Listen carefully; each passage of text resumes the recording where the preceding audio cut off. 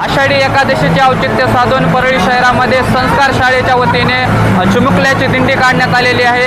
या ठिकाणी संस्थेचे चालक दीपक भैया तांदळे आपल्यासोबत आहेत। काय सांगाल सर, कितवं वर्ष आहे ना, कशी परंपरा आहे? संस्कार प्राथमिक शाळा या शाळेने परळी शहरामध्ये सर्वप्रथम संस्कार दिंडी महोत्सवाच्या माध्यमातून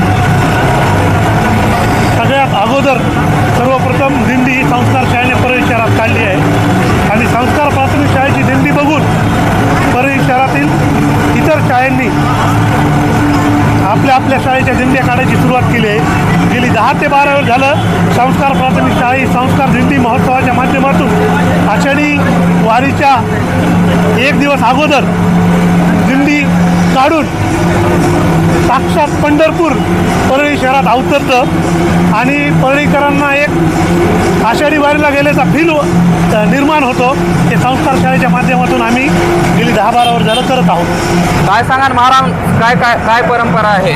आमच्या जी शाळेची परंपरा संस्कार विद्यालयाची जी आहे, आज नाही 1987ला सुरुवात झाली आमची, पण नंतर जसं वटवृक्ष वाढत गेला तसं नवीन उपक्रम प्रत्येक कसं आणणं काय करणं ही नंबर 1च्या शाळेमध्ये तयार झालेली ही कल्पना आहे पूर्ण।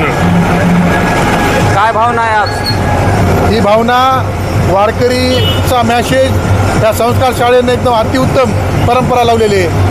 पहिले परळीत असं काही महोत्सव साजरे होत नव्हता। संस्कार शाळेनं ज्या लहान लेकरांना जे उत्साह दिला वारकऱ्यांचा मॅसेज की भविष्यात आपण मोठं झाल्यावर वारकरी विठ्ठलाची वारीला कसं जायचं, कोणती पद्धत, त्या सगळ्या गोष्टी संस्कार शाळेने शिकलेलं आहे आणि येणाऱ्या पिढीला संस्कार शाळा ही चांगली मजबूत विद्यार्थ्यांना घडवत आहे। शाळेचे अध्यक्ष आपल्यासोबत आहेत कैलास तांदळे सर, काय सांगाल?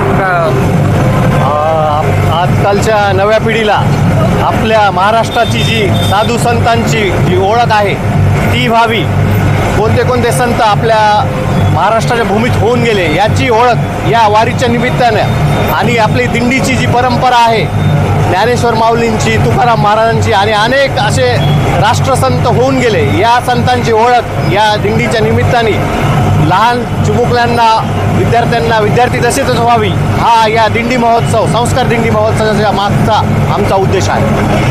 लहान लेकरांना वारी काय असेल, कशी असते, काय परंपरा आहे समजण्यासाठी व त्यांच्यावर संस्कार रुजवण्यासाठी ह्या दिंडी सोहळ्याचं आयोजन करण्यात आलेलं असल्याचं सांगण्यात आलेलं आहे। दक्ष वार्तासाठी विकास वाघमारे, परळी, बीड।